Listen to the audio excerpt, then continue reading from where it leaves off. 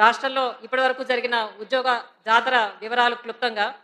జనవరి 31న 6,956 మంది మహిళలకు staff నర్సులుగా appointment orders ఇవ్వడం, ఫిబ్రవరి 7న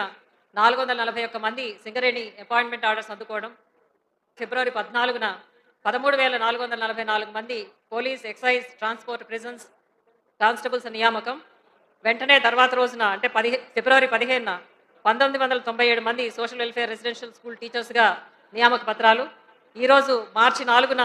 6,546 మంది సోషల్ వెల్ఫేర్ టీజీటీలు, జేఎల్స్, డిఎల్స్, పోలీస్ కానిస్టేబుల్స్, ఇతర టీఎస్పీఎస్సీ పోస్టులకు గాను అపాయింట్మెంట్ ఆర్డర్స్ ఇవ్వడం జరుగుతుంది. అంటే ప్రభుత్వం ఏర్పడిన 3 నెలల్లోపే 29,384 నిరుద్యోగ యువతి యువకులకు ప్రభుత్వ ఉద్యోగ నియామక పత్రాలు అందజేయటం ప్రభుత్వ చిత్తశుద్ధికి నిదర్శనం. అంతేకాకుండా మీ అందరికీ తెలుసు, ఫిబ్రవరి 19న 563 పోస్టులతో గ్రూప్ 1 నోటిఫికేషన్ ఇవ్వడం, ఫిబ్రవరి 29